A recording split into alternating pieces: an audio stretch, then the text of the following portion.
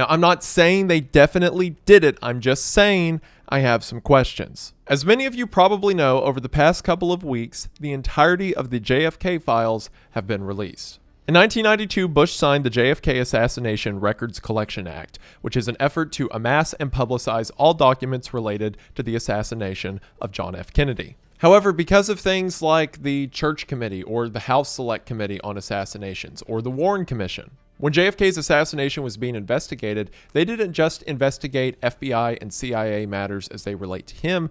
They investigated everything federal agencies were doing at the time. Which means that the JFK files, while yes containing information about JFK, also contain information about spies in foreign countries or meddling with foreign elections or spying on American citizens. When Bush signed the act in 1992, it said that 25 years from that date, all of the information relating to JFK and the JFK files was to be released to the public. Because of that, 25 years later in 2017, several of the documents were released, but they were heavily redacted. And some of the records were outright held from the public. And between 2017 and now, a few files were released. But in January, Trump signed Executive Order 14176, which ordered all documents to be released and unredacted. And over the past couple weeks, this new release has resulted in over 60,000 pages and over 3,000 new documents. And while I understand that's a lot to dig through, I have far too much time on my hands and decided to do that for you. And I know the question on everyone's mind, is there actually anything in there? What do the JFK files tell us? And I will be upfront with you right now. I am blown away that they actually release this stuff. Sure, there's no piece of paper that says, yes, we shot the president. That was us. But there are several documents that outright say things from the CIA themselves that people were getting written off as crazy conspiracy theorists for saying a couple decades ago. New information about Lee Harvey Oswald, fights that were happening between the FBI and the CIA behind the scenes, the CIA setting up fake companies in order to get logistical benefits. These files give us so many new pieces of the puzzle, and I'm excited to talk about them. So if that sounds interesting to you, then stick around after the ad as we get into the newly released JFK files. I should also mention that the sponsor for this video knew exactly what I was going to be doing in this video, and they said that was fine. So that's really cool of them, I think. And that sponsor is, of course, AG1. AG1 is your drinkable scoop of vitamins, minerals, probiotics, and whole food sourced ingredients in one easy drink. Healthy habits can be hard to maintain, so typically the easier it is, the better it is. And it's hard to get easier than AG1 because it's just 8 to 12 ounces of water and a spoonful of AG1 and you're good to go. So instead of being a bunch of pills and supplements you have to take every day, it's your dose of vitamins and minerals, pre and probiotics, and superfoods in one easy drink. And because of its ingredients, AG1 just has a naturally sweet flavor that's enjoyable along with your morning coffee. It is incredible what giving your body the things that your body needs does for your overall mood. A lot of you have probably noticed that I've lost weight over the last several months, and AG1 has certainly been a part of that.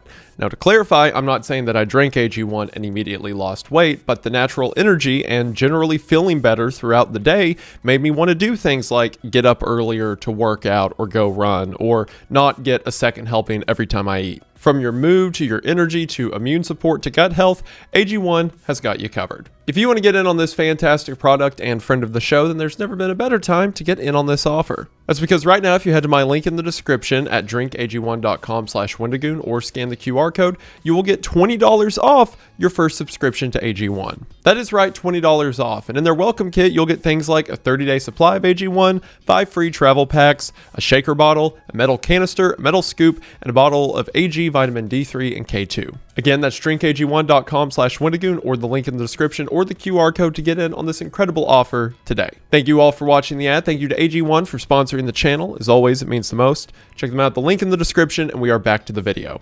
We are going to go ahead and get into it, but as always, thank you for watching.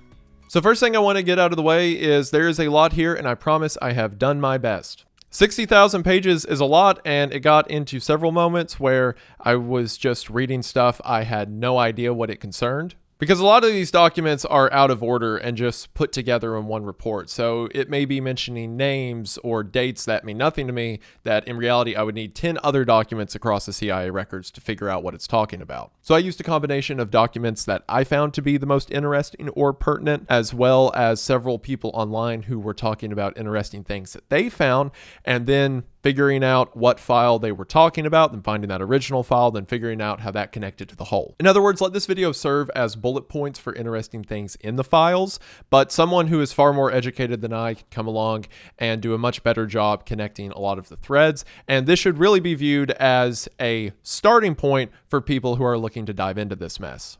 And in the spirit of that, all of the records are housed at the National Archives website. So for all of the excerpts I'm reading, I'm going to display on screen the National Archives database number for that document. So if you want to read more about something or learn the context of something I'm talking about, you can just type it in and see it for yourself.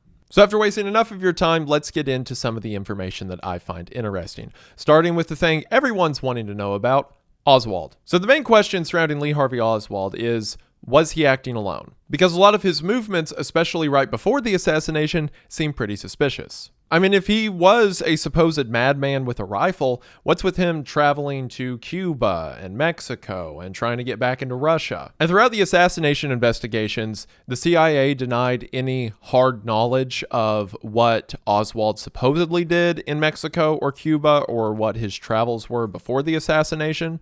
They had briefly mentioned that Oswald was a person of interest, but they never examined him too closely. Well, as we know now, that was a lie. In this CIA letter, we see a report on someone named Valery Kostakov who worked at the Soviet embassy in Mexico City. Specifically, it says, in September or October of 1963, Lee Harvey Oswald approached the Soviet embassy in Mexico City in an attempt to get a visa allowing him to return to the USSR. Kostakov, as a consular officer, handled this visa request. We have no information which indicates any relationship between these individuals other than for the purpose of Oswald's making his visa request. This raises an interesting question. If the narrative around Oswald is to be believed and he was simply acting alone, why was he trying to get back into the USSR a month before he shot the president? Also, while the document says it doesn't seem that Kostakov knew Oswald outside of this event, that Kostakov was just the agent Oswald so happened to talk to, they go on later into the report to kind of dog the guy a little bit when they say, while in Mexico, he was considered by some to be the most effective and dangerous of intelligence officers in Mexico. He has been described as being without morals, education, and manners. Shortly after his arrival in Mexico in 1968, he was arrested in front of a house of prostitution after becoming involved in a fistfight with some locals. Also, to clarify the timeline, in other parts of the report, it says that he arrived in Mexico in 1961, left in 1963, and then returned in 1968. So that's why it said shortly after arriving. There's also a ton of other leads concerning Oswald that were investigated and are now public. Like, for example, there's a letter from a guy named Sergei Kazornono. And in a letter that he wrote on March 15th of 1978 to the British Embassy, he says, on July 18th, 1963, I was in London, England at the airport immigration office number 175. I had no visa immigration, placed me under house arrest. Mr. Smith in police uniform, Secret Service, brought me steak dinner and police officer interrogated me. He asked me what the embassy of USSR say. What did you heard in Vienna, Austria? I said, I have heard that one American defector, Mr. Lee Harvey Oswald, to Russia and he returned to United States of America. This man, he preparing to kill to assassinate President John F. Kennedy. Now, the reason for the grammar being the way that it is because this guy's Russian, so English is a second language. And he goes on through the rest of the letter to say that he was also told that Martin Luther King Jr. would be killed and that the person that is supposed to kill him, James Earl Ray, is in prison at that time. He also then says that he offered to take the truth drug to tell the truth and that he was tortured with mind drugs. And all of that information could be really cool or effective if it wasn't written a decade after all those things happened. If you want to know how 60,000 pages got released, it's because the majority of them are that. A lot of this information has been redacted or kept out of the public's eye up until this point because it includes individuals who like no wrongdoing was found or private information like addresses or social security numbers. Things that, by the way, are all public now. Like any one of these people, if they were still alive, you could just drive to their house. But for every bit of good data, you have to wade through tenfold of the bad, which I guess is how the real investigation probably went. What's funny is this guy got a letter back that was pretty much just like, wow, that sucks. Anyway, also a ton of the files are just things like this, effectively paperwork.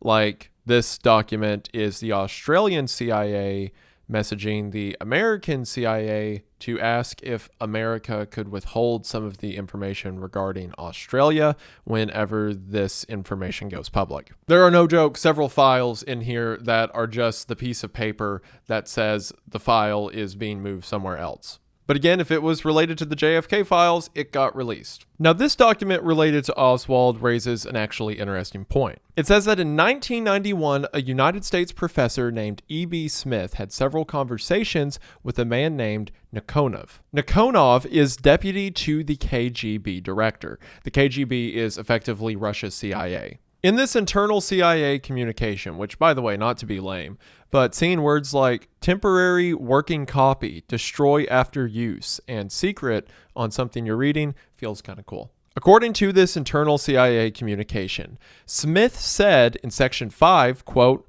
Nikonov's first assignment from Bakutin, he's the director of the KGB, was making arrangements for the KGB-CIA liaison relationship, which has now come into being, which that sentence alone opens a whole can of worms. But anyway, in preparation for one possible question which might be raised, Nikonov personally reviewed KGB files to determine if Lee Harvey Oswald had been a KGB agent. He reviewed 5 thick volumes of files on Oswald.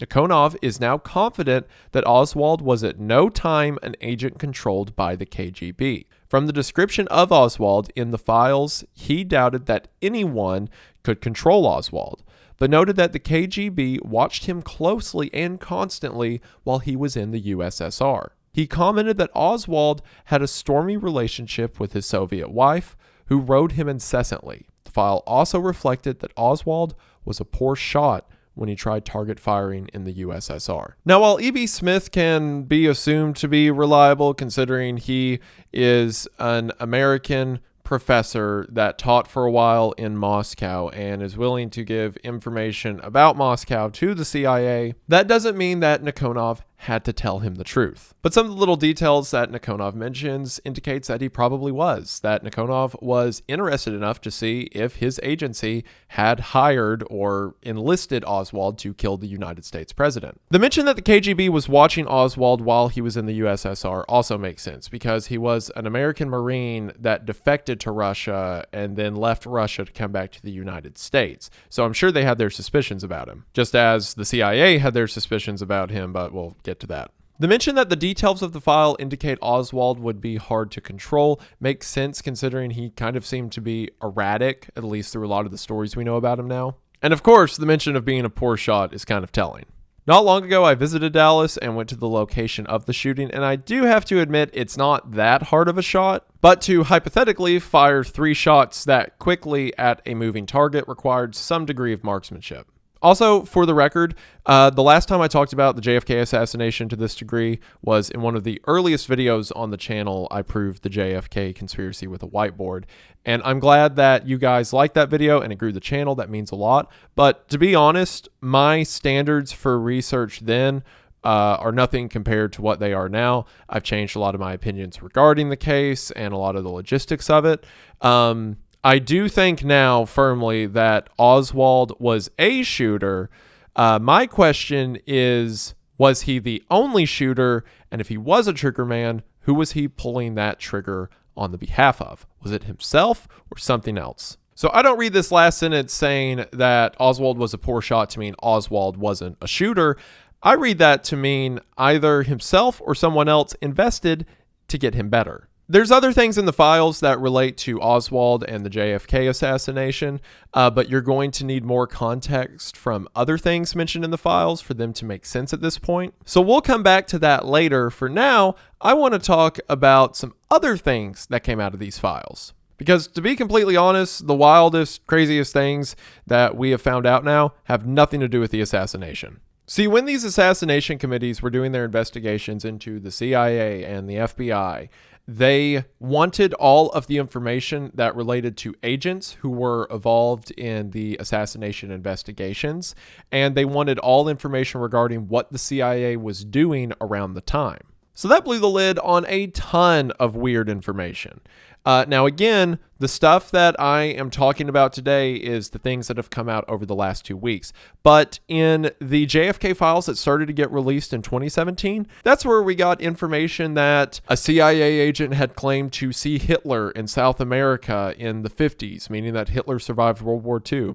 Or information about the CIA hiring women to sleep with diplomats of other countries in order to gain their favor and feed them information. So many weird shadow tactics have been revealed because of the JFK files as a whole, but again, we're just talking about the things that have come out over the last couple of weeks. I had to put a lid on this video somewhere. If I have to look at one more memo, I'm going to scream. So some of the most interesting information that's come out over the past couple weeks is everything related to Cuba. See, the committees wanted information about what the CIA was doing, and in the early 1960s, the CIA's main concern was Cuba. From the Bay of Pigs invasion to the Cuban Missile Crisis, the CIA was trying to find a way to get Castro out of power and to cripple the economy of Cuba so that they were no longer a threat. We know from declassified documents like Operation Mongoose that the CIA was trying to kill Castro and even attempted on a couple occasions. So while we already know that they did hate Cuba, now we know a lot of the ways how they hated Cuba.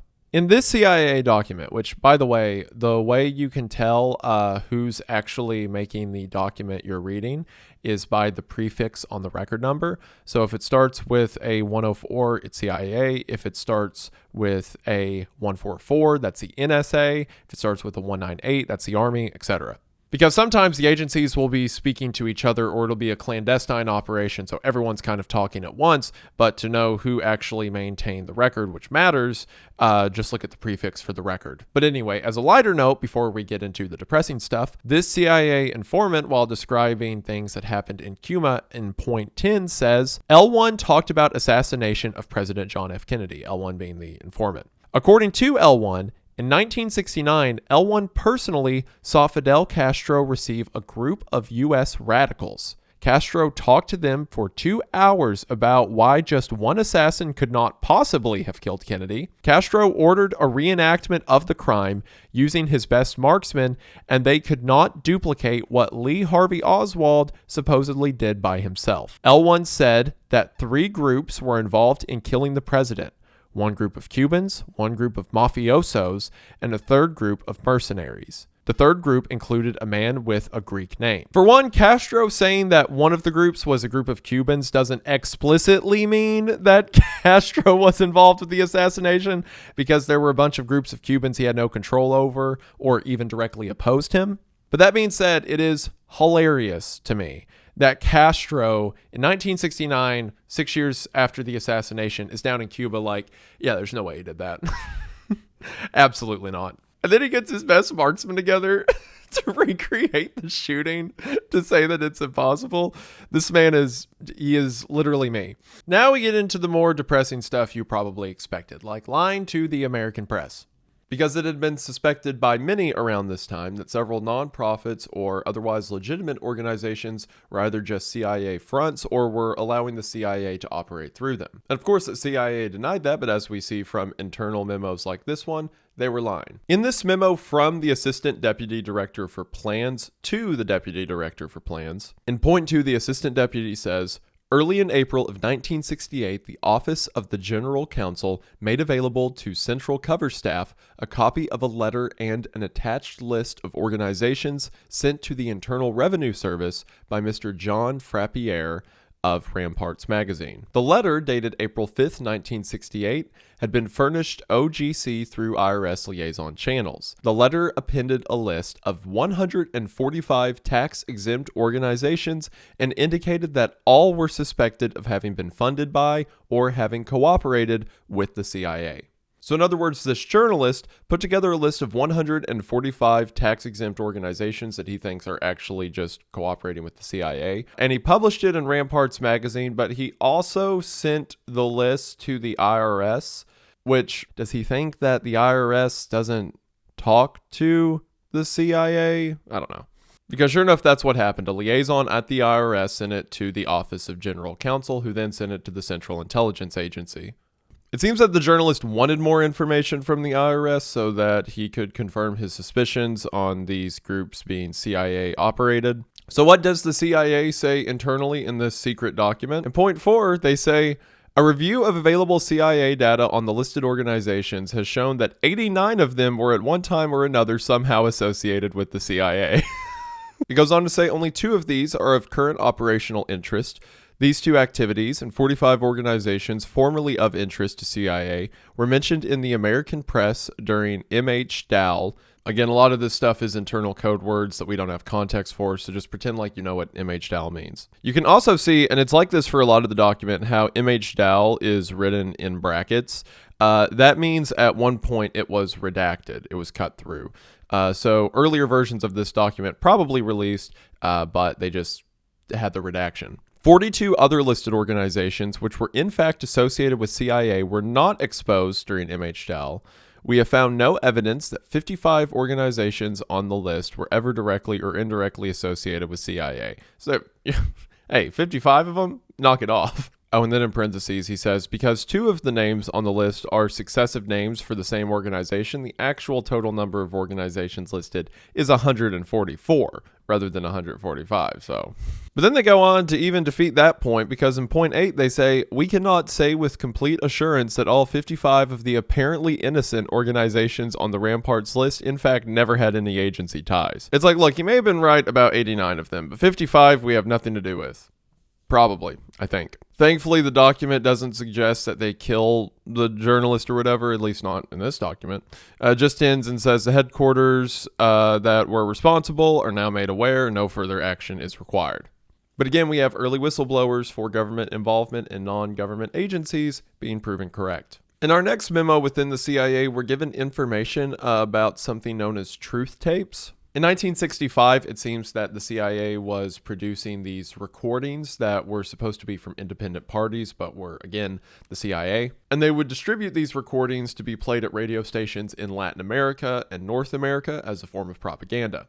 And in this memo, we hear an update about an office that's conducting this in New Orleans. It says the current program of INCA, which is the Information Council of the Americas, is primarily concerned with the dissemination of taped recordings of anti-communist material called truth tapes to certain radio broadcasting stations in Latin America and North America for use as a weapon against communist penetration in the Americas. And the rest of the document goes on to give status updates regarding the organization, but this is more confirmation of the CIA pretending to be voices of the people. I should also mention that a lot of this isn't any new news for a ton of people, especially people who have kept up with government documents in the past several decades. There's been several documents and reports that have come out related to truth tapes. It's not like this is any huge new news. But what is huge is that this is, for one, coming directly from the National Archives, and there are now 0 redactions to this stuff. So things like names, dates, and addresses are on full display. And again, while a lot of this has come out in previous releases of the JFK files, new information is being added. So again, we're covering everything that's new this week. All right, here's where we get into the fun stuff. So this dispatch regards the Special Activities Report on J.M. Wave's relationship with Carbon 1. J.M. Wave was a CIA post that was just south of the University of Miami in southern Florida. J.M. Wave comes up a ton of these documents because it was one of the closest CIA locations to Cuba. So it plays a major role in things like the Bay of Pigs invasion and the Cuban Missile Crisis. And Carbon 1 is a code name for a journalist at the Miami Herald who was working with the CIA. What does the CIA say about him? Well, in the introduction to this paper, they say, the recommendation was made that J.M. Wave be given approval to contact the major South Florida news media in an attempt to work out a relationship with these news media which would ensure that they did not turn the publicity spotlight on those QBARC activities in South Florida which might come to their attention. QBARC is an internal reference to the CIA itself. So the CIA was communicating and making relationships with journalists so that the journalists would not talk about what the CIA was doing. Thus, when a relationship was established with Carbon 2, it was carefully cultivated in order that J.M. Wave might be able to use this contact at the Identity 3. Identity 3 means a newspaper publishing or like news outlet, as a means of achieving the objective of having a relationship with the Identity 3 which would simultaneously ensure the security of JM Wave's operations and give JM Wave an outlet into the press, which could be used for surfacing certain select propaganda items. So not only to keep the news from talking about them, but to get the news to talk about what we want them to talk about. If anyone ever calls me a conspiracy theorist again, I'm gonna punch him. In point 2, it says, in this review, Amcarbon 2 pointed out that it was the policy of the Identity 3, again a news outlet, that it would take no action which would purposefully embarrass QBARC or its South Florida operations. So that is a supposedly freely spoken American press outlet saying that they would never do anything to hurt the CIA. As a result, if any embarrassing items relative to QBARC's operations in South Florida did come to the attention of the Identity 3, this material would be brought to Rootman's immediate attention. Rootman is a code for the CIA agent who's operating with them directly. The point was also made that Amcarbon 1 should not press for the obtaining of classified information, but he should be alert to steering tips which Rootman might furnish him on fast-breaking news stories. Amcarbon 1 indicated that he understood the frame of reference which had been outlined by Amcarbon 2. These are two journalists at the same place.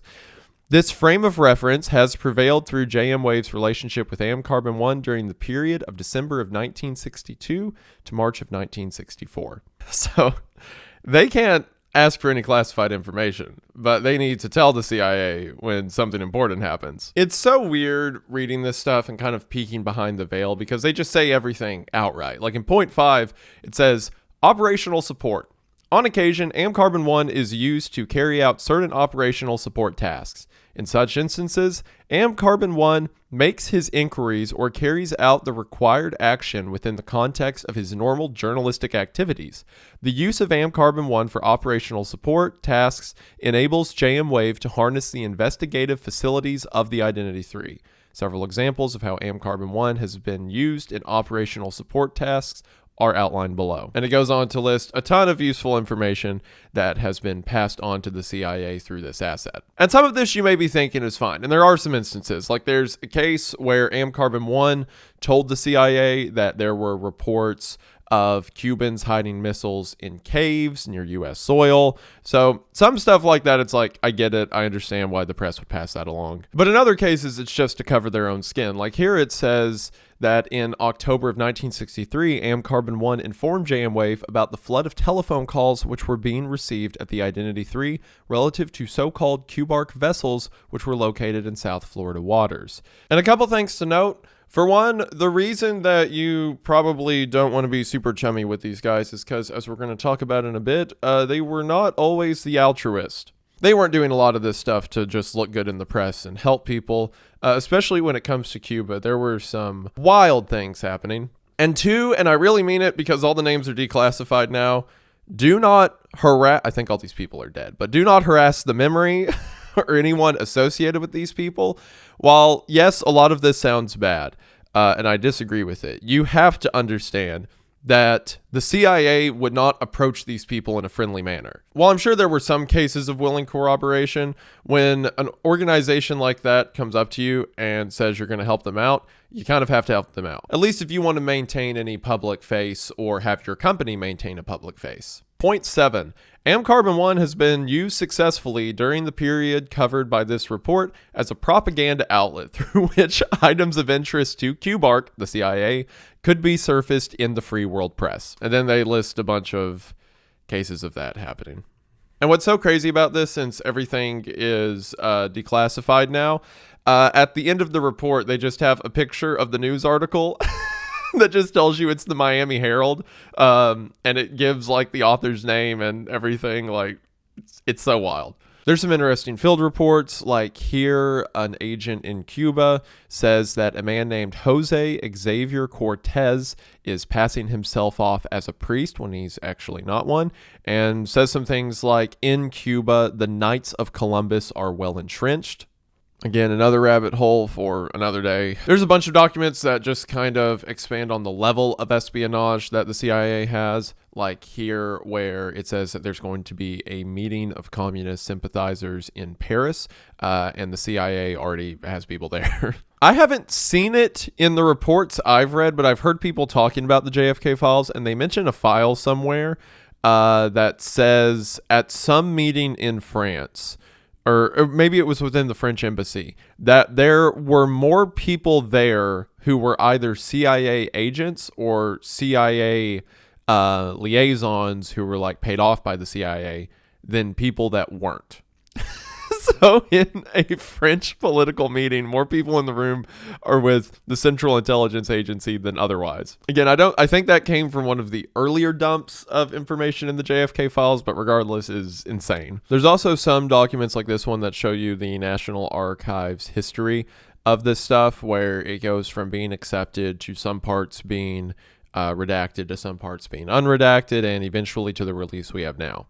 Now, there are some internal memos that give an idea of what the CIA was thinking during a lot of these historic events, why they were so paranoid. This intelligence report comes from JM Wave to the director of the CIA.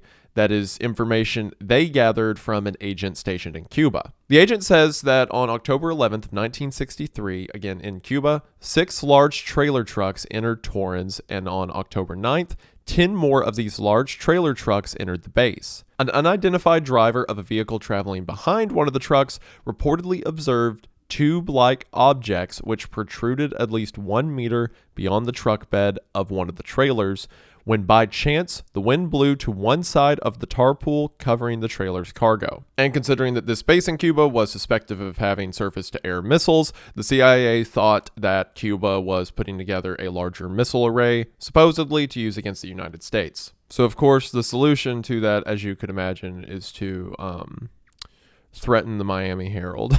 Speaking of weird things that the CIA did involving Cuba, this one is wild. Okay, so for context, in May of 1959, the new China News Agency opened an office in Havana in the El Medico building, which is occupied partly by business concerns and partly used for residential apartments. So China puts a news agency in Havana inside of a building that has some apartment rooms in it. Well, the CIA can't let that happen, so it says, shortly thereafter, the Havana station, talking about the CIA station in Havana, obtained the concurrence of Ambassador Bonzel and Miss Carolyn O. Stacy, an embassy employee, to mount an audio operation against the new China News Agency through the wall of the adjacent apartment in which Miss Stacy lived. So in November of 59, it says they installed a microphone and tape recorder inside of Miss Stacy's apartment to listen to the news agency next door. But by 1960, the Chinese news agency had expanded to more parts of the apartment building,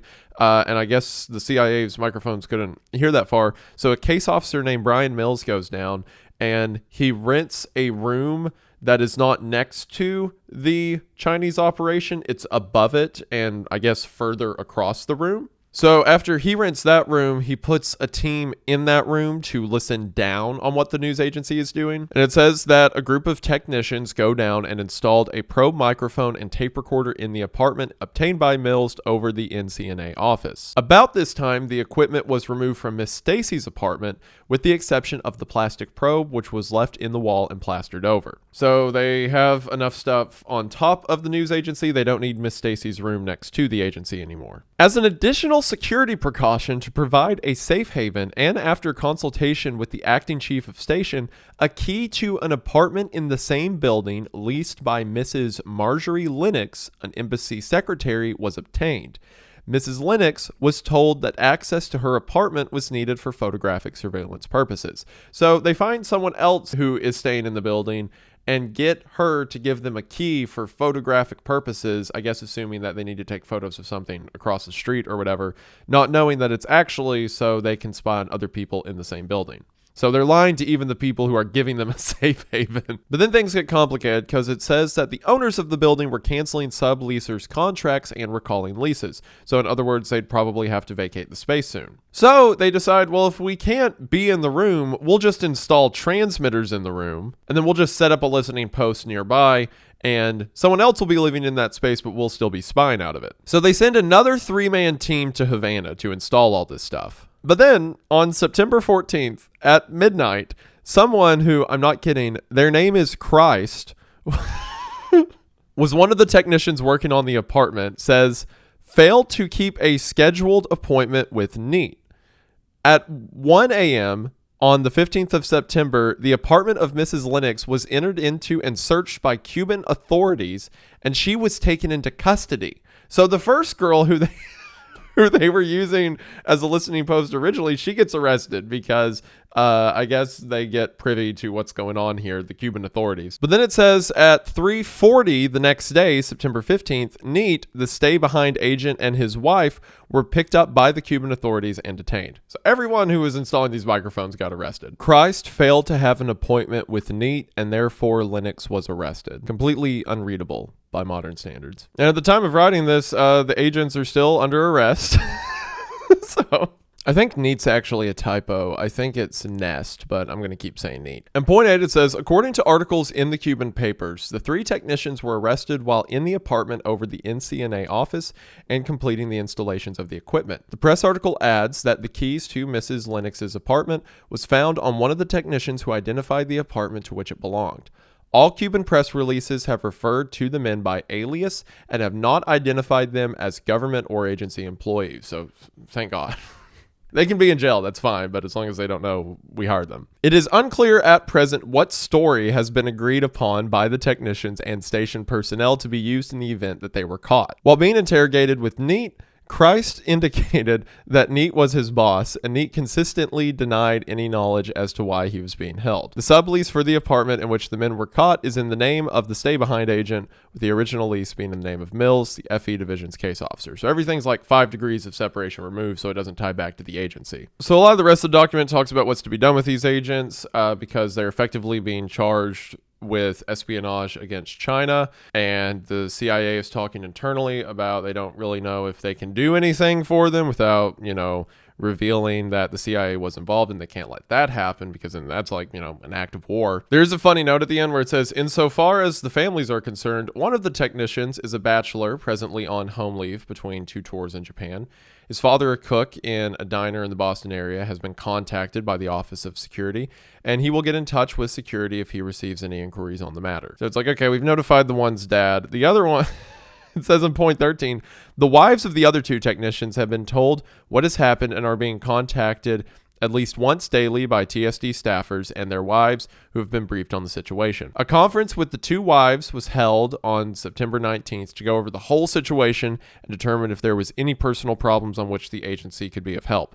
For the time being, the wives are telling their neighbors that their husbands are on a trip.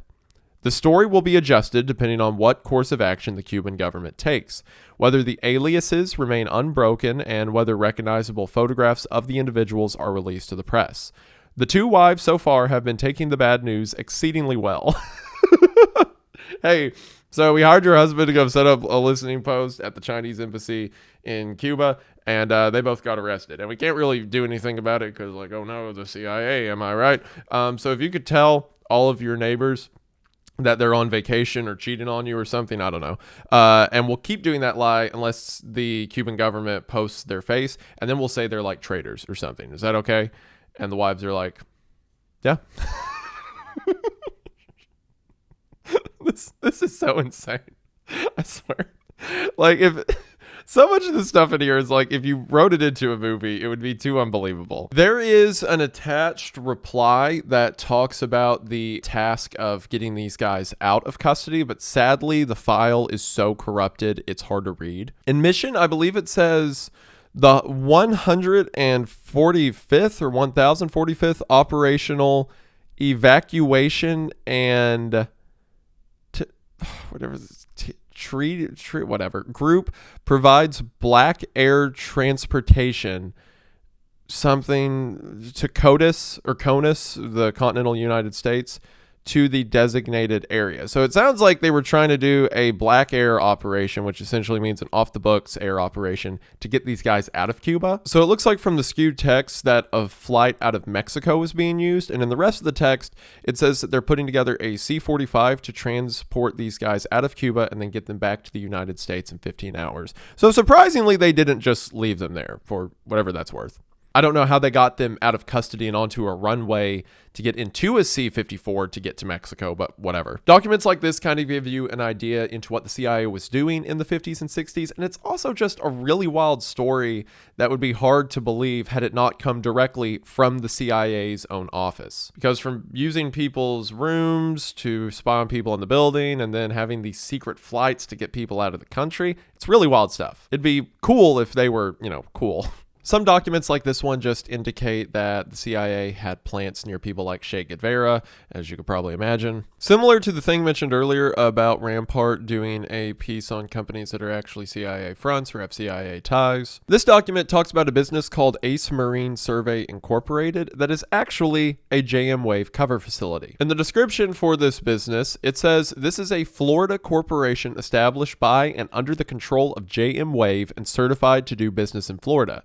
Ace Marine Survey Incorporated was formerly known as Ace Cartography Company, a corporation which had been certified to do business in Florida on the 11th of June, 1962. This corporation was amended on November the 4th of 66 to its new name, Ace Marine Survey. Ace Marine Survey is engaged primarily in marine research, including the study of marine life and testing marine equipment. However, its general provisions permit it to perform almost any corporate function. Use. JM Wave use of the corporation is to provide cover for a maritime vessel, the MV Sonora. Corporation provides status cover and payrolling of the agents assigned to the MV Sonora and the safe area or berthing site from which the vessel operates in the performance of its ostensible business. It goes on to say that the corporation was providing status cover and payrolling for 10 Cubans as of January 31st, 1967. So we have records of a business that publicly looks like a center for marine studies, but in reality is just so the CIA can have boats near Cuban waters. And the 10 people that work there, if anyone was to investigate it, looks like they are actually payrolled by the company and everything is straightforward, when in reality, everything is CIA.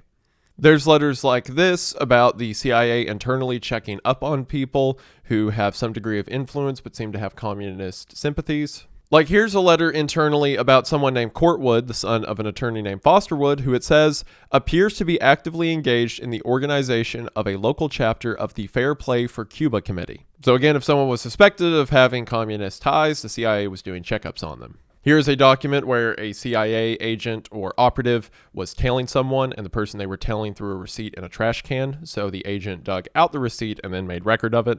So here's an interesting file that doesn't really have to do with the CIA or like things around the assassination, but it's just a folder about someone named Abram Shays.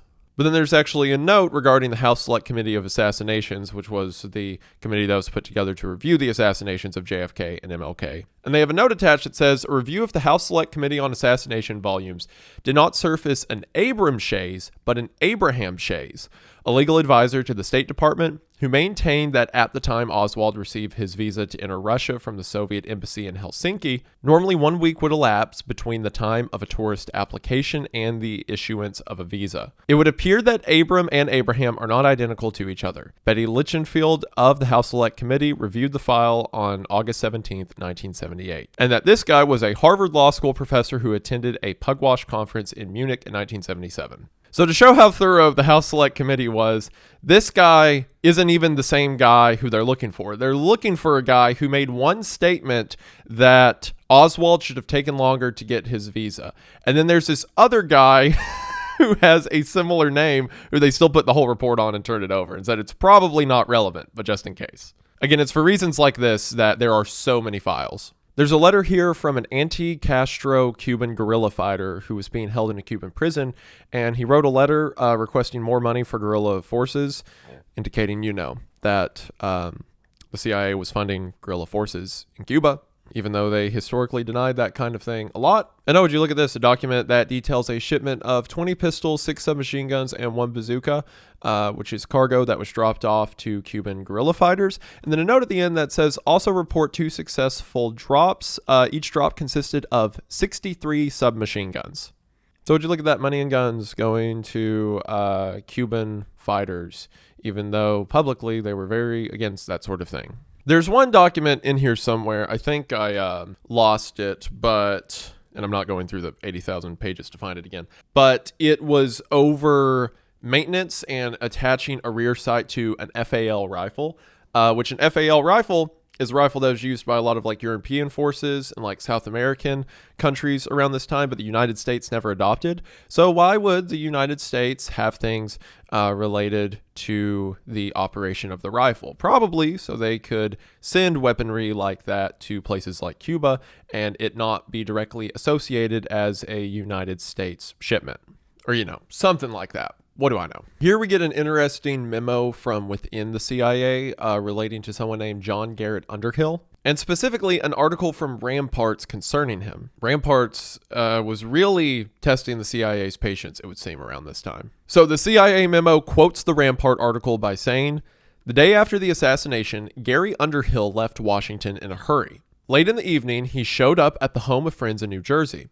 He was very agitated. A small clique within the CIA was responsible for the assassination," he confided, "and he was afraid for his life and probably would have to leave the country." Less than 6 months later, Underhill was found shot to death in his Washington apartment. The coroner ruled it suicide. A researcher and writer on military affairs, he was on a first-name basis with many of the top brass in the Pentagon. He was also on intimate terms with a number of high-ranking CIA officials. He was one of the agency's unpeople who performed special assignments.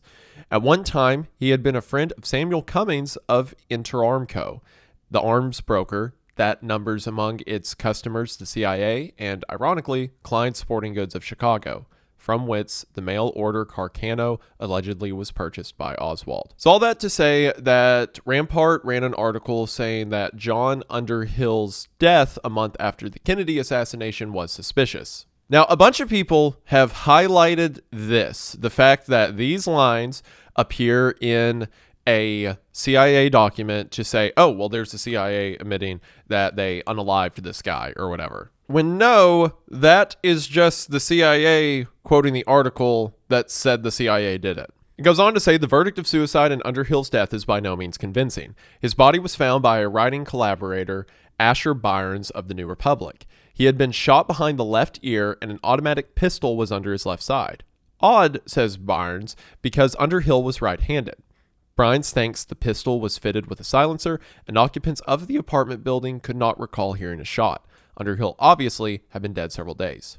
So no, the CIA is not weirdly wording this to talk about themselves in the third person and imply they might have had something to do with it. Again, they're just quoting the article. So then that quote within this memo is replied by a check of what the CIA knows about John Underhill.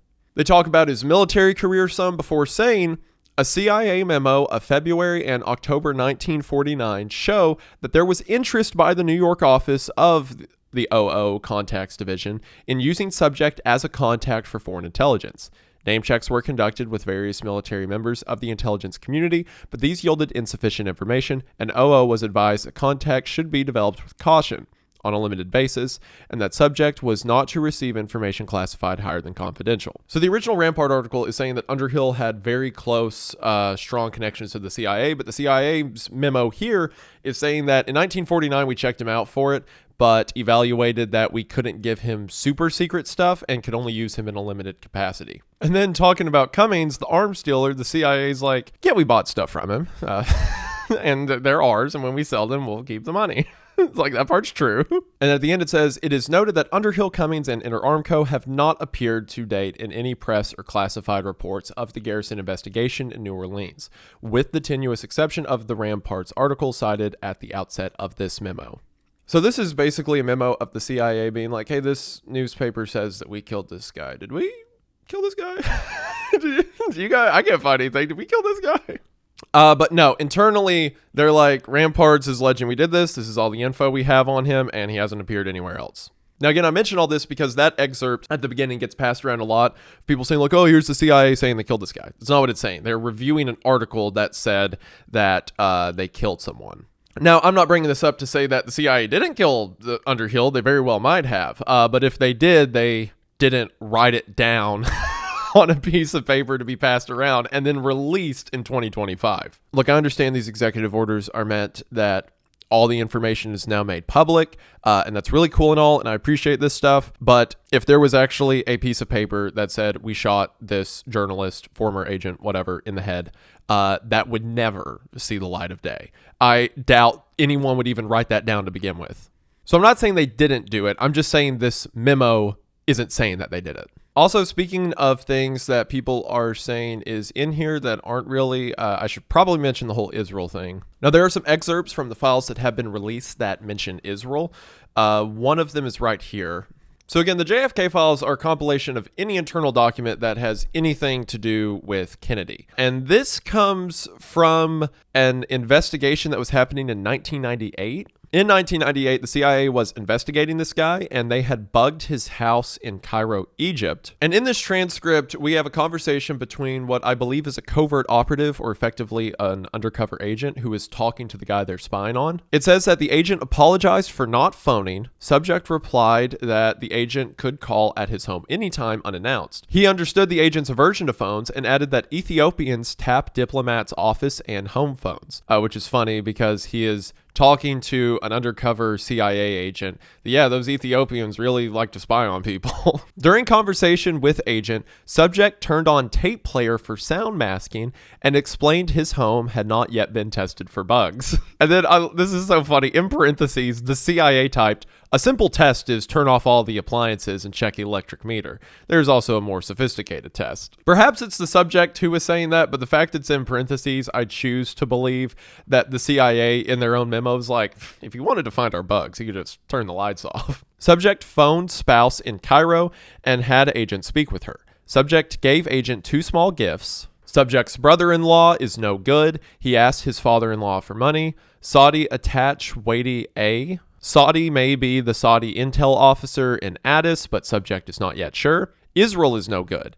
Israel was behind the JFK assassination. Subject cheated on his wife only 3 times. And then he describes his affair and says the owner of Concord nightclub smuggles mercury, has good connections among Israelis and Ethiopian government. So this is a conversation with a guy that the CIA is spying on. The only reason it's included in these documents is because he mentions the JFK assassination. And this guy, in the midst of talking about how he doesn't like his brother-in-law and how he's only cheated on his wife 3 times, he says that he thinks Israel killed Kennedy. And again, this entire thing is just an internal document talking about spying on him. But people have been taking this screenshot and posting it around to say, oh, look, Israel killed Kennedy, just because this guy in Egypt says they did. There's actually another document about this dude. In another conversation with an undercover agent, it says agent raised the terrorist killing of U.S. diplomatic personnel in Karachi on the 8th of March to gauge Lashin's response.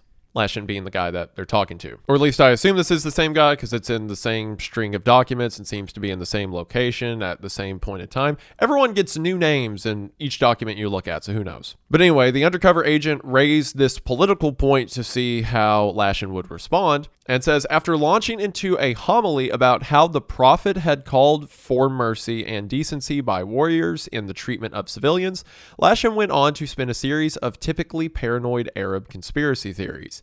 He suggested that the assassination of JFK and Anwar were somehow the work of the Israelis, who always sought to disrupt good relations between the U.S. and Egypt. He suggested that the Israelis liked to play the fundamentalist card whenever pressures mounted on them to make concessions, and he argued that the Israeli Mossad had been behind terrorist attacks in Egypt as far back as the 1950s.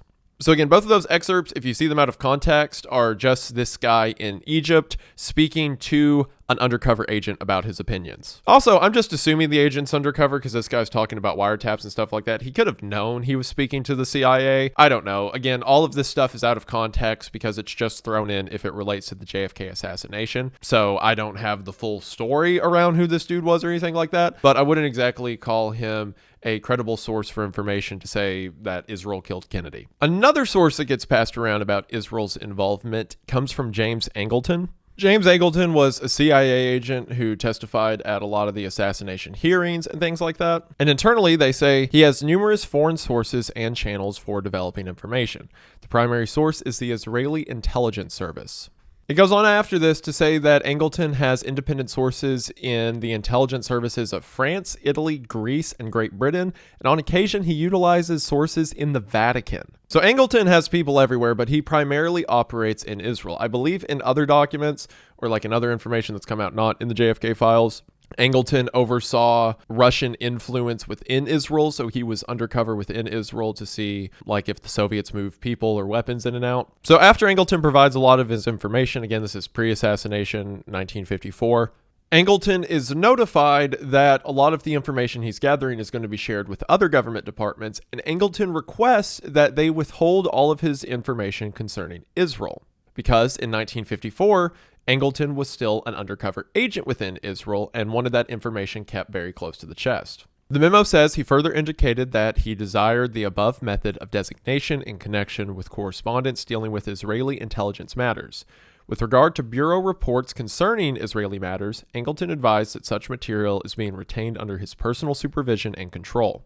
It goes on to say he explained that he is involved in several sensitive projects such as Israeli intelligence, and if his identity were known to the other agencies, the security of CIA operations could be prejudiced. So then later in 1965, when information regarding Angleton is being gathered, it says this information for the most part emanated from a liaison arrangement with CIA maintained with the Israeli intelligence service and from other sources under the control of Angleton. But a bunch of people are pulling this that says request for Israel information beyond to say that Israel had something to do with the assassination, which for one, it'd be crazy if they wrote that down. If like they knew that Israel killed Kennedy and they wrote down like Israel killed Kennedy, but mark out the Israel word. It's just Angleton saying he doesn't want his undercover operations made known to all government agencies. The only thing relating to Israel that actually has any meat to it is this one.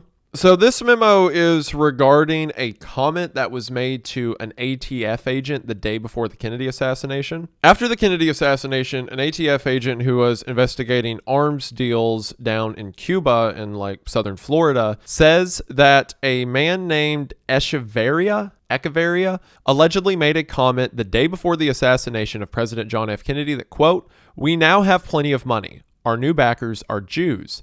As soon as we or they take care of Kennedy, ... Now, this is one arms dealer in Cuba who said this offhandedly. I don't know how a Cuban arms dealer would know if Israel was planning to kill the president. But this was a comment that the CIA logged as suspicious, and we don't know if they looked into it or if the document is out there somewhere to elaborate. I couldn't find it. The main reason it was so hard to find this document is because this isn't from the JFK files. This is a file that was released years ago with the initial investigations into the assassinations. So this is old news, been out a really long time. But this is the one thing related to Israel that actually has some weight beyond what someone else said about their opinion regarding Israel. I understand a lot of people have issues with the Israeli government, especially right now.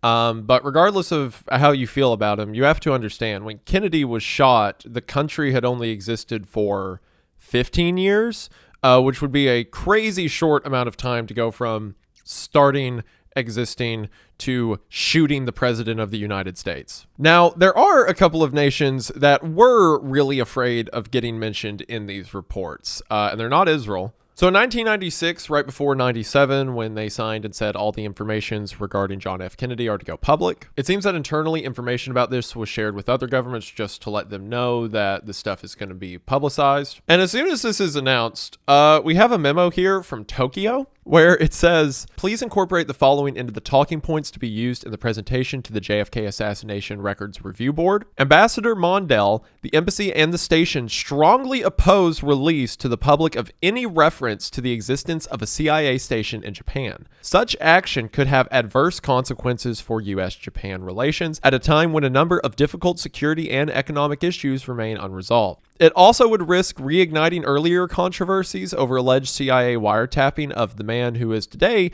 the prime minister and over past CIA funding for the Liberal Democratic Party. Public confirmation would, without a doubt, disrupt cooperation with Japanese liaison services on important counter-terrorist and counterintelligence cases by making the station the object of greater public and possibly official scrutiny. It would lower the confidence of existing and new sources in our ability to protect their identity and security. It says after that, the Japanese government does not publicly admit that it collects intelligence and, as a corollary, does not admit to having liaison relationships with U.S. intelligence agencies. Tokyo avoids public acknowledgement because it knows that intelligence collection is anathema to the left wing of the Japanese political spectrum, and any admission would give the left new opportunities to attack the Liberal Democratic Party, which was the ruling party from 55 to 93 and is today the party of the Prime Minister and the leading party within the ruling coalition. And it goes on to say that Japan and the CIA agents in Japan are like, hey, don't bring up the Japan thing. Apparently at the time, I guess Japanese citizens just didn't know that they could be spied on by the government as they were being spied on by the Japanese and United States government. Similarly, there are a ton of documents of the Australian Central Intelligence Agency pleading for the United States to not release information about their records or spying on people. I don't know what the Australian CIA was hiding, but there's like half a dozen in here that are basically them going, please, please, please, please, please. Which it's funny because now not only is whatever records they were afraid of getting out published, but their letter asking them to not publish it is also published. Some interesting documents like this one gets passed around that defectors from Castro's regime had been executed. Documents like this are entire dossiers on informants who have fled or have quit contacting the CIA, who the CIA expects to be defective. And it's insane how much information they have on people. They have details about their money issues, about marital issues, about previous employment, about potential employment. You have documents like this from 1958 that indicates the CIA knew so much about what Che Guevara was doing. They knew explicitly where him and his guerrilla fighters were and what part of the country they were moving through at any given time. Again, eyes and ears everywhere. Similar to the Marine Ace survey from earlier, here is a report about an agent who has a job at Roberts Electronic and Engineering Service, which is actually just a front for him to get a payroll and have a 1099 tax form to appear legitimate, whereas he is actually a CIA operative. Also, I included this one just to show you guys what I have to put up with. So this is just like an article regarding like the OSS during World War II, so like pre-CIA CIA stuff, right? But when they go to photo scan it, this is what the text looks like. What do you want me to do with this? It's an entire, it could have the directions to the Ark of the Covenant in here, and we would never know. Like, this is absurd. Because again, all these records are just photo scans of things that were written on a typewriter, like back in the 40s and 50s. So it's rough. It's pretty rough. Oh, I guess since I summoned it, there's been this CIA report floating around lately that the CIA found the Ark of the Covenant because there's a description of like the Ark of the Covenant, someone's seen it or whatever. That's Operation Sunstreak, when the CIA was like giving people a ton of drugs and hallucinogenics to see if it unlocked mind potential or whatever, like MK Ultra stuff. And during Sunstreak, they gave someone a bunch of psychedelics, and that person said they saw the Ark of the Covenant. So I don't think that proves it or anything. It would be, don't get me wrong, I would love for the CIA to find the Ark of the Covenant, but that hasn't happened yet, sadly. Or no, actually, I take that back. They'd probably destroy it or something, or they would like trap homeless people in a box with it to see if they melted, or they'd find some way to make it bad. There's a couple of wild documents here about John Whitten. So right after Kennedy's assassination, John Whitten was the guy who was set to review like the CIA's records and stuff like that, and he was the first one to make the call that Oswald acted alone. However, a month later, he found out that the FBI had information regarding Oswald's connection to Cuban groups, which would imply that Oswald might have connections to communist sources, which we'll talk about in a bit. So Whitten said that made his original call completely irrelevant, but regardless, he was the first guy to say that Oswald acted alone. So as the JFK assassination got a lot of scrutiny, he got a lot of scrutiny as well. So there's this report here from May of 1996 that says on April the 22nd, an agent was speaking to John Whitten.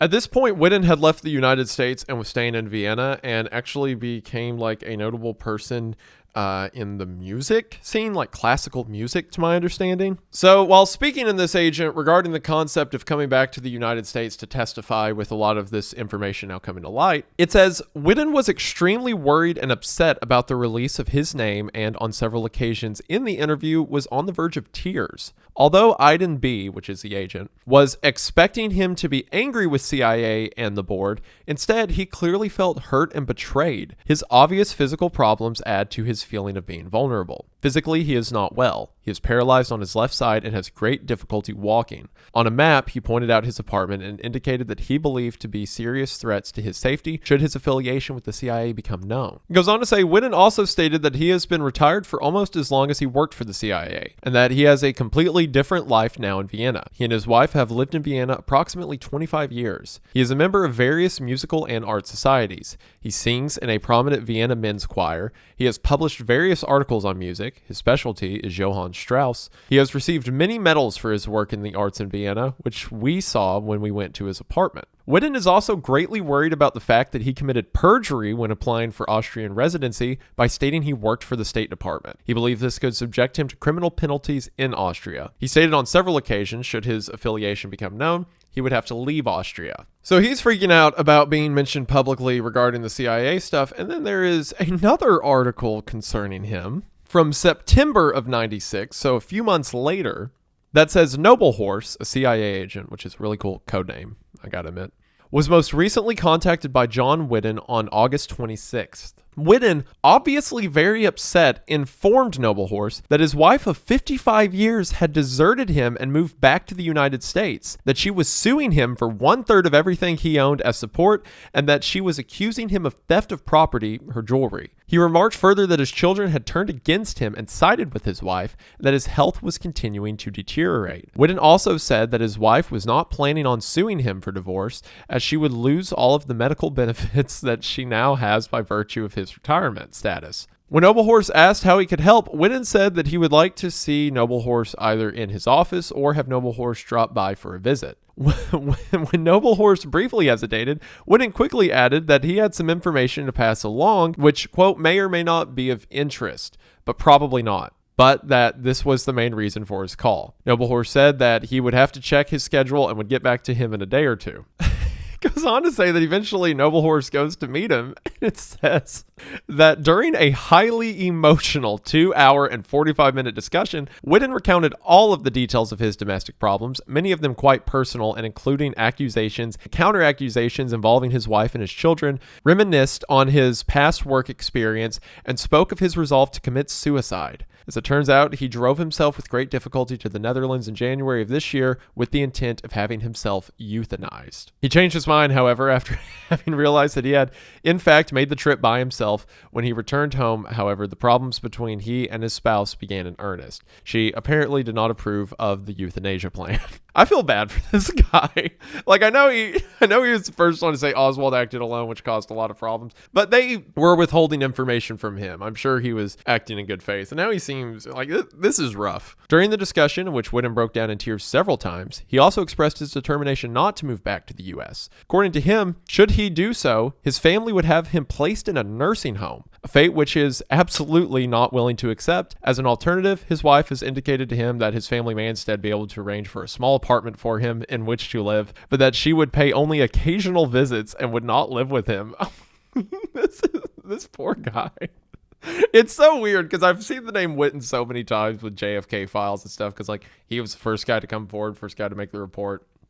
So it's like, in my mind before this, he was just like a stoic, CIA agent. But now he's like a sad dog. They're even mean to him in the report. It says, after collecting the information Whitten had, and then in parentheses, which station believes will be of little or no useful value. This guy lies to an agent to get him to come over so he has someone to talk to. And the agency's like, yeah, he didn't have anything. This guy. It keeps getting worse. Noble Horse explained to Whitten that for security considerations, it would be best if he no longer contacted Noble Horse except in the event of an emergency. He's like, please never speak to me again. Noble Horse said that he was sorry he had to do this as he had enjoyed getting to know Whitten, but that the consular section was better equipped to deal with these kinds of problems. It says that Whitten wants to take his wife and children to trial to get them to, quote, admit to their lies. As Noble Horse got up to leave, Whitten again in tears thanked Noble Horse for his professionalism and his help, and reminded Noble Horse that he had entered into a most honorable profession. He asked Noble Horse to pass along a special note of thanks, as the outcome of the JFK matter had restored his faith in the American judicial system. I assume he means about the files being publicly released. Whitten bade his farewell by noting it would be the last time that the two would meet, and wish Noble Horse a good life. That is depressing. Yeah, a lot of it's just internal memos like this, like the CIA talking to themselves and being like, we really gotta do something about this guy. Like, it might be a shadow hand government organization that flips smaller world powers, sure, but it's still an office. It still has all problems associated with an office. There's any department that has public relations is going to have these issues. So something weird happened. After I tweeted that I was going to make a video on this, some guy on Twitter DM'd me and said, hey, let me know if you find anything about my great uncle David Phillips in there. He supposedly knew Oswald. In my head, I'm like, what's the chances I'm going to run into this dude's uncle, right? And I ran into this dude's uncle a lot. There are a ton of documents about David Phillips. So to my limited understanding, David Phillips was an agent who operated with the CIA for some time. He had a lot of involvement with things like the JFK assassination and with a lot of things concerning South American governments and CIA involvement. And after his career at the CIA, he wrote books about his time at the CIA, which the CIA were not happy about. Because as we can see here from a ton of internal memos, they were reviewing the things that David Phillips was publishing and getting very upset at some of the ways David Phillips would describe how operations are conducted, how the CIA behaves himself, which to me tells me that's pretty accurate. So like, you got a manuscript here where the CIA is just bashing this dude's work, just saying it's like bad. Although Mr. Phillips labored to introduce some humor into his manuscript, some of his anecdotes appear to be in bad taste. This chapter is replete with a profusion of illustrations of tradecraft and operational activities too numerous to set forth. It's like a Goodreads review, but it's a CIA memo. So yeah, there's a ton of stuff just talking about this guy's work. At one point, they did an interview with him because David Phillips claimed to have seen Lee Harvey Oswald in Cuba right before the shooting, which obviously would be a lot of importance to the CIA. So it was during the House Select Committee, I believe, they brought him in and had an old interview, and you can find the transcript now, unredacted, through the JFK files release. Also, in other documents, apparently they were so paranoid over David Phillips, not only were they monitoring him, but they were monitoring his son Chris for a while. So yeah, they really dislike this guy despite him being an agent, I guess. So, you know, no honor among thieves or something like that. There's some other interesting documents that come up over stuff that wasn't super well publicized. Like this document details a group of 4 American soldiers in Vietnam who defected, effectively joining a communist rebel force in the region. There's some other interesting documents, like the FBI wanted information on how regions like Cuba and Latin America responded to Martin Luther King's death. There's some interesting stuff like this, like during 1996 when the Assassination Review Board was interviewing people regarding CIA involvement. The person conducting the interview asks how many real businesses or contrived facilities in the commercial cover program are connected to the publications industry. And the response is a few real businesses are loosely connected with the publications industry, and the names of a few contrived facilities could be perceived as being associated. Which is a really roundabout way of saying, like, so in publications, how many companies work with the CIA? And it's like, I mean, there's a few, and there's a few others that you could say also are. But then the next question, how many companies participated in the commercial cover program in the 60s, and how many participate today? And the response, approximately 500 companies participated in the commercial cover program, and 1,800 are currently in the program. Oh, just a little conspiracy theorist. That's all I am. That's mostly it for the CIA stuff, besides things related to the 2 big final points I want to make in the video, the 2 biggest things that I think came out of the JFK files release. Again, most of it is just reports or documentation about in-house stuff. I've brought up a bunch of the stuff that I thought was interesting. For a lot of the FBI stuff, it's mostly just like spying on people in the United States. Like, it's full reports regarding investigations of people of interest, people who may be talking to the Soviets or talking to Cuba. There's a lot of conversation about intercepting people's mail, about getting all of their potential addresses. especially people who were coming in from Russia. If someone was remotely connected to Russia, they were on them. And some of these investigations they were running were pretty hardcore. Like in this memo, it says this relates to information received from CIA indicating the possibility that the Communist Party of Venezuela may attempt to kidnap the child of a CIA employee, Thomas Keogh. And it says at our suggestion, through liaison with the CIA, fingerprints and photographs have been obtained and were furnished on March the 10th, 1967. This material is being made part of this file for possible use in the event of a kidnapping. So they're so prepared for potential kidnapping that the CIA is getting fingerprints of these people and passing them on to the FBI so the FBI can start an investigation if this person who's operating within the Communist Party of Venezuela gets their children kidnapped. This is also so funny to me. So this is a memo about the Central Intelligence Agency that the FBI is conducting, and they open it by saying, to say that the two agencies work in complete harmony is not true. Conflicts of past years have had their influences. Fortunately, we have been successful in establishing very effective working relations with several key figures in the agency who have been very cooperative and who are sincerely interested in getting the job done. Without this existing framework, our relations with CIA could degenerate into a chaotic state. With regard to differences with CIA, there were two situations during the past year which had a significant bearing on relations between the two agencies. And they go on to detail these instances, basically two instances of the CIA not telling the FBI when something was going on or the FBI looking for a thing the CIA already had. And it's just an entire document talking about their cooperation and how they keep having problems with each other, which is so funny to me. Again, a lot of these FBI reports are on individuals who they're monitoring. And here they're talking about a guy who was utilized by the CIA as an informant in the communist-dominated Greek maritime organization known as OENO, but that this informant isn't useful anymore because he's left OENO, so he doesn't know anything that the CIA would want to find out about. Regardless, the FBI has this report on them where they say in September of 1960, Mrs. Jane Roman, CIA, advised that the subject is currently a crew member of the SS Rander, which is scheduled to dock at New Orleans within the next 2 weeks. It says that the CIA is now trying to get him to be an agent within Cuba so he can pass them information. It says in order to arrange for such travel, it will be necessary for him to jump ship at New Orleans. This will be done with the approval of Immigration and Naturalization Service. CIA will then hold conferences with him and subject will thereupon proceed to Havana under a cover being established for him. So CIA and FBI have got immigration in on it. They've got shipping services in on it, that this guy is going to have a cover story where he defected to Cuba so that, you know, he's not immediately arrested or seized or whatever. Then he can pass on the CIA information. But this is a clandestine thing to get him in the country between several different departments. They know everything about this guy. It says, prior to leaving for Havana, he will endeavor to have contact with his wife, Angela Boyer, who is well known to us and who has a communist background. His marriage to Boyer was actually promoted in order to approve his position in OENO. He has been separated from his wife for a lengthy period, although she has indicated that she desires to live with him again. CIA hopes that a resumption of relations between the two will help him in establishing worthwhile contacts in communist circles in Cuba. So the CIA wanted this marriage to happen because she was communist, and that would get him closer to communist groups so that he could then feed information back to the CIA.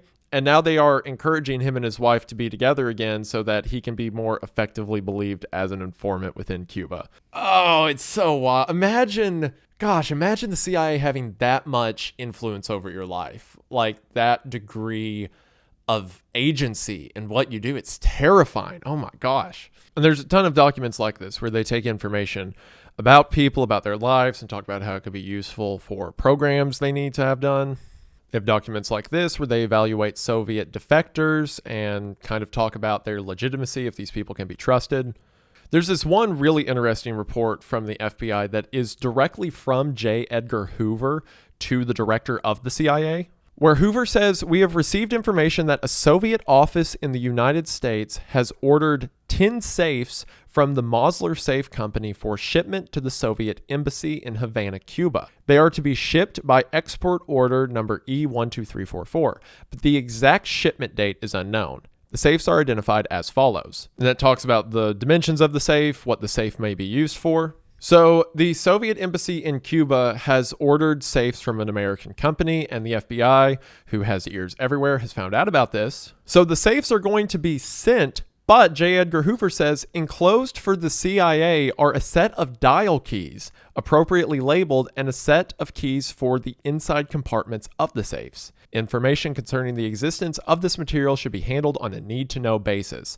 It is requested that no further dissemination of this information be made without prior clearance from this bureau. So the CIA had copies of the dial information and keys to get into the secret compartments of safes that the Soviets were buying. There's some interesting financial documents that have come out, like this internal memo regarding a summary of cost for Cuban operations up until December of 1963, says that the CIA spent $106,155,774 on Cuban operations, almost 50% of which was spent on paramilitary action that they definitely weren't involved with. The total covert action budget, psychological and paramilitary warfare, was approximately $81 million in this 4-year period. That is so cool that they spent over $100 million to fight a guerrilla war that they publicly had no involvement with, of taxpayer money. That's so cool. And then also there are a ton of documents that have been released now regarding internal feelings around things like Vietnam and ways to dissuade the public from protesting. Things that are outside of the scope of what I want to cover in this video, but as you can imagine, it's mostly about trying to hide any information that dissuades government involvement in Vietnam, and also keeping tabs on people who were protesting the war in Vietnam. Now, the two final things I want to go over are documents that have come out regarding CIA involvement in Cuba, as well as a potential CIA connection to Lee Harvey Oswald. Let's start with the Cuba one. So a bunch of information has come out since regarding our involvement with Cuba. Things like Operation Mongoose were already known. The plot by the CIA to kill Fidel Castro. A lot of that involved people like General Lansdale. If you'll remember, Lansdale is the guy from my CIA vampire video in the Philippines. That same dude. He had a huge role in trying to figure out ways that they could assassinate him or dissuade public opinion of Castro's regime. But there's been some other documents about CIA involvement in Cuba as well. Like these documents that detail Cuba was hiring a group of workers from overseas to try to work in like engineer fields and stuff like that. So the CIA tried to implant workers who would feed them information. This project fell through, but it is evidence of the CIA trying to place people in Cuban workforces. There's a massive 408-page document that details the CIA's operations within Cuba, and one of the main points in that is their propaganda department. A lot of things to be expected, like CIA plans to hand out leaflets against Castro within the region. A lot of other countries like Venezuela and Mexico were warned to not interact with Cuba or allow flights in and out of the country. Several anti-Castro broadcasts in the region that were posed as independent but were actually funded by the CIA. And again, this is a wealth of information about like trying to deny political meetings, trying to ruin the reputation of Castro among other countries. And in Section 7 regarding assassinations, it says, in his testimony before the Senate Select Committee to Study Government Operations, Intelligence Activities, Richard M. Bissell, formerly CIA's Deputy Director for Plans, testified fully and completely to the role that he, Sheffield Edwards, and William Harvey played in negotiations with Robert Mayhew and Mafia figures John Rosselli and Momo Salvatore Giancana on plans for the assassination of Fidel Castro. Now, again, this had come out and been alluded to previously in like investigations involving the assassination, but here's full confirmation that the CIA was corroborating with the Mafia to try to kill Fidel Castro. And again, this never came to be, but it is proof that the CIA was working with groups like the Mafia in order to perform a political assassination. There's a 25-page document from the Department of State that clarifies the involvement of not only the CIA, but like the FBI and a bunch of other government offices in not just Cuba, but a ton of South American countries. mostly involving propaganda and informants, but all of which are ways for the United States to spread their influence during the Cold War. There's this document, which I believe was previously released just with redactions regarding one of the agents who was supposed to assassinate Castro during Operation Mongoose, but again, it never came to be. It details how they had entire teams ready to go on a couple of occasions, but both times the hit got called off. The CIA received some reports that the Cuban infrastructure was not doing well. From their economy to their production, they were in a tight spot. So there's a lot of efforts by the CIA to exploit that. This is from, again, General Lansdale, who says efforts of the CIA continue to apply pressure upon the Cuban regime by focusing upon abuses of power and failure of key programs such as medical and food. Use of refugees in interviews especially underlined there. There's plans to do things like create counterfeit currency to increase Cuban economic problems. And at the end, Lansdale writes, I note here the CIA does not feel it has the operational means to undertake task number 22, black market activities at this time. Further, that task number 11, Time magazine dissemination, would require operational facilities not now available. I accept indefinite deferral of task 22 and scrubbing task number 11 on this basis. So they're like, look, we can't go into black markets right now. It'd be too much effort. And we don't yet have the people at Time magazine to spread the information we want about Cuba's economy not doing well. But perhaps we could put counterfeit currency or exploit the fact that they have bad food and medical right now. But that's not all they were willing to do. There are documents that show they were not just willing to exploit the economic issues Cuba was having, but they were going to accelerate them. In this released minutes report of conversations around Operation Mongoose, it is said the group then turned to a discussion of point 32, agricultural sabotage. General Carter emphasized the extreme sensitivity of any such operation and the disastrous results that would flow from something going wrong, particularly if there was obvious attribution to the U.S. He went on to say, however, that it would be possible to accomplish this purpose by methods more subtle than those indicated in the paper. He mentioned specifically the possibility of producing crop failures by the introduction of biological agents which would appear to be of natural origin. Mr. Bundy said that he had no worries about any such sabotage, which would clearly be made to appear as the result of local Cuban disaffection or of a natural disaster, but that we must avoid external activities such as release of chemicals, etc., unless they could be completely covered up. Potentially starving the Cuban populace in order to increase dissatisfaction with the government. Now, as far as I know, this never happened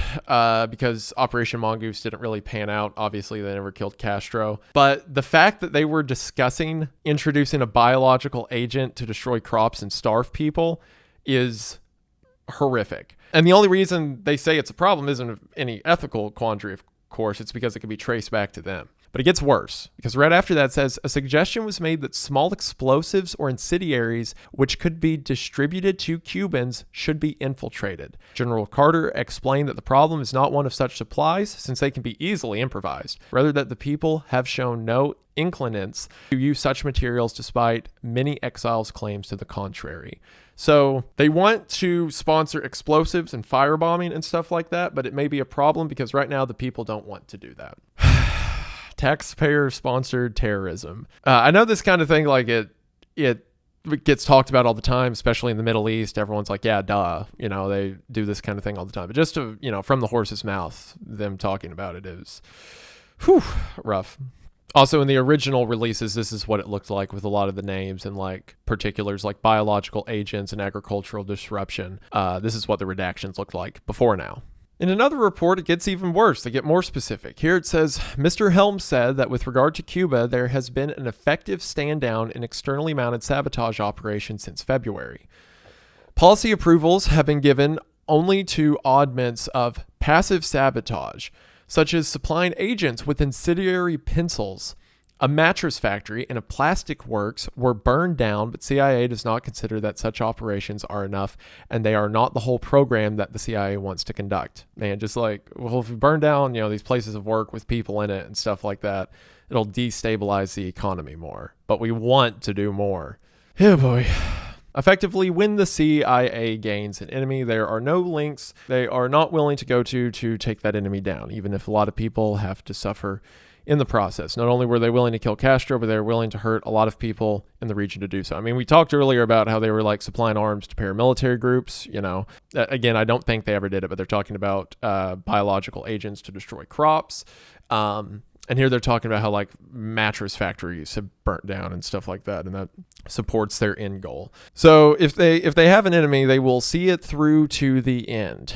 But what happens if that enemy is the president of the United States? Kennedy said several times he, especially after the Bay of Pigs invasion, wanted to dissolve the CIA completely. What happens then? Well, you know, what happened to that Kennedy guy? Is he okay? Is he all right? So the last thing I want to talk about today is this little group that comes up a few times in this JFK file called AMSPEL, or at least referred to internally as AMSPEL. What is AMSPEL? Well, AMSPEL is the CIA code word for something known as the DRE, which stands for Directorio Revolucionario Estudiantil. I'm so sorry. My Spanish is awful. But most people refer to it as the Student Revolutionary Directorate, or DRE for short. The DRE was a Cuban student activist group that launched out of the United States in 1960 to oppose Castro's regime, and they very quickly, as seen from these documents, became a CIA asset. This document is an 87-page report going into details about how effective the DRE has been and how they utilized them in several Latin American countries to get the word out that Castro is not good. The majority of this consists of radio reports and magazine publications and flyers. They even had some direct operations in Cuba because, according to this document, while talking about psychological warfare within Cuba, it says, in the Psy-War field, the AMHints in P. Bruman, the AMHints being a branch of AMSPEL, which is the DRE, and P. Bruman is an internal reference to Cuba. So in other words, in the Psy-War field, the DRE members in Cuba continue to produce trinchera on a hand-operated mimeograph machine in Havana and distribute about 10,000 copies monthly. A mimeograph is a small device that is used to copy documents. So they're using hand-operated mimeographs in order to make a bunch of copies of this trinchera or trinchera. They're also committed to the collection and transmission of reports and photographs on the Soviet buildup, at least until the Damson intelligence operations are begun. This activity is in direct support of the AMSPEL policy cited in paragraph A1. The AMSPEL propaganda section is divided into 4 departments to carry out this program. P. Bruman, Latin America, P. Bruman Exile Community, and PB Brime. So effectively, it comes off as a student group who just doesn't like Castro and wants him out of office, but they are actually supplying the CIA information in regions like Cuba and across all of Latin America. They're also funded by them, most of the funding going towards putting together more propaganda pieces, more publications. So the DRE is effectively a free people, left-wing group that opposes Castro. That's a CIA front. But why does that matter? Well, because, as mentioned in this memo within the CIA from March of 1967, the author says, in spring of 1961, upon returning from Berlin, I was assigned to JM Wave, again, the CIA outpost in Miami.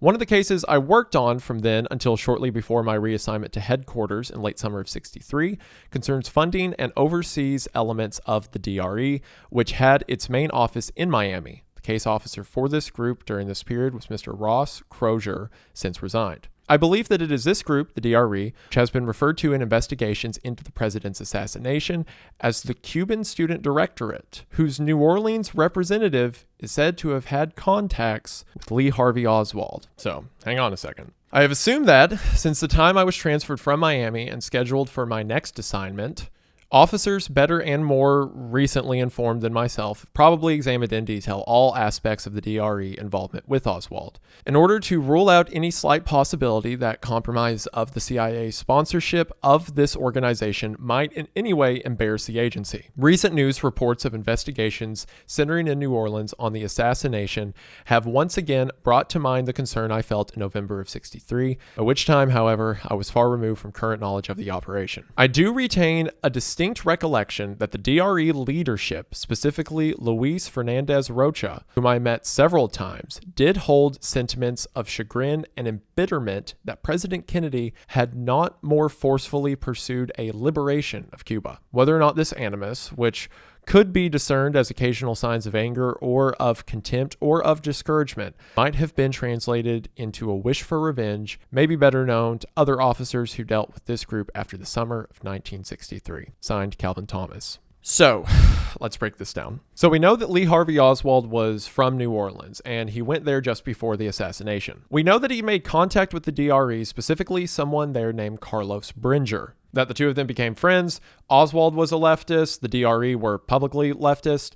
Even if they were outright, they believed in their stuff, they were still funded by the CIA. So initially, Oswald was friends with them until in August of 1963 when he was spotted handing out pro-Castro pamphlets in downtown New Orleans. Carlos and some other DRE guys confronted Oswald about this, and it led to a physical fight that actually got all of them arrested. And during this arrest, Oswald spoke to an FBI agent just a few months before the assassination. After they got out of jail, Carlos asked Oswald to debate him on a radio show, and this actually happened in August of 63. So even though they had a fight, they were amicable enough to go on to a radio show, even if it was for a debate, after their arrest. I don't know enough about this organization and the connections to know if they would even have the facilities to put an assassination or to give Oswald a gun and put him in that window in the first place, right? But I know the CIA does. And that's really everything I wanted to go over from the JFK files, or everything that me and my uneducated opinion found. So is there a piece of paper that says the CIA or, this XYZ organization killed Kennedy? No. But are there piece of papers that say when the CIA has a problem with someone, they're willing to destroy the crops, to destroy the economy, to destroy the reputation? Are they willing to hire the Mafia in order to take them out? Yes. Are there extensive files detailing their documentation and spying of American citizens? Yes. Are there documents saying that they're willing to fund guerrilla wars in order to flip power regimes that they don't like? Yes. And is there a connection that a CIA-funded organization made contact with Oswald shortly before the assassination? Yes. I'm not specifically saying it was Luis or Carlos or any of those guys, but that is an area that we know the CIA was operating in that Oswald made contact with. And if Oswald was pulling the trigger on behalf of the CIA, I'm sure he never even knew it. I'm sure if that did happen, it would have been an agent that would have approached him and just been a real fighter for the cause who knows how they can get back at the man and knows exactly how Oswald can do it. And I'm sure anything like that would never have been written down. So my analysis of the JFK files is that there is a lot of heavy information in here.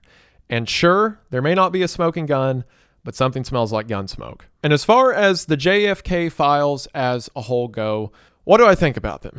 Well, for one, let me say that it is, frankly, incredible that this got published. Several people, myself included, have been so vocal that if these things happened, if the CIA did things that we don't agree with in the past or they don't agree with in the past, like any other thing in history, just own up to it, acknowledge it. And this is a huge step in the right direction for discrepancy and public involvement when it comes to their actions, especially overseas. So on the one hand, I am grateful for that and appreciative that despite how horrifying some of the implications are in here, that they were made public, because they could have just held on to these forever.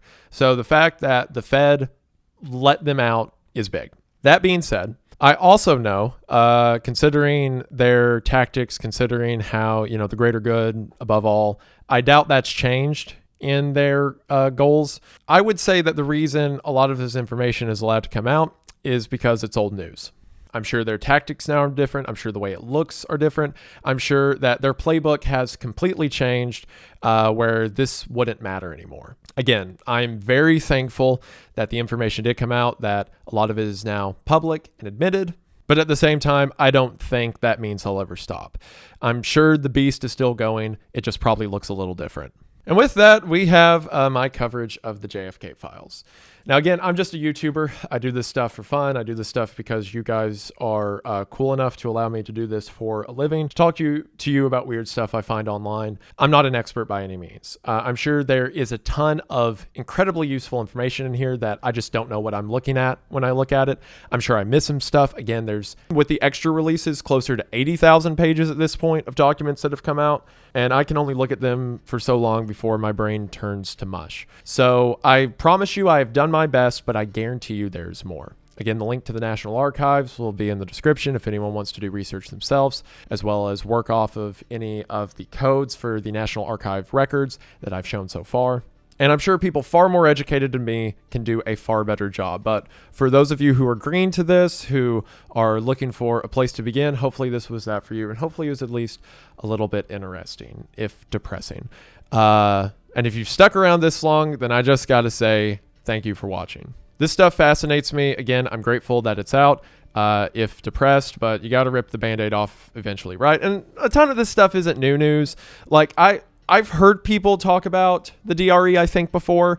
And I think I've heard that there were some authors who had alleged that the DRE was connected to the CIA. So it's not like it's new information for a lot of people, but it's new to me. And the CIA outright saying it makes a lot of dots connect.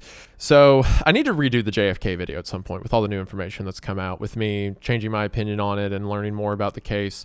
But when I do that, that'll be a big video, so don't expect it anytime soon. But like I said, I'm very grateful this information has come out. Hopefully it's the first of many steps towards, front-facing ethics, if you could call it that, within the CIA. I should also mention that pretty much everyone involved, obviously, like I said, don't harass people mentioned in here, journalists especially. I'm sure half of them didn't even know who they were working with at the time. But it should also be mentioned that all of these records are conveniently released when all the people involved are dead now. If we did want to bring someone to justice, it's too late for that this side of eternity, right? So it's kind of bittersweet in that regard, but I doubt these people would see justice anyway. It'd all be in the doing the greater good for the world, even if they don't like it. So this is depressing. Thank you all for watching the video.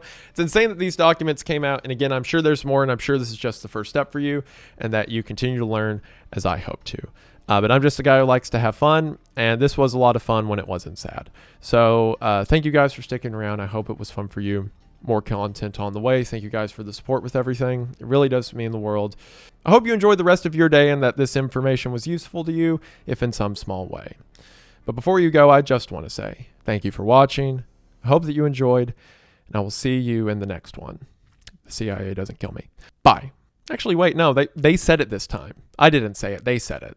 Yeah, it's real this time, and not in Minecraft, for once.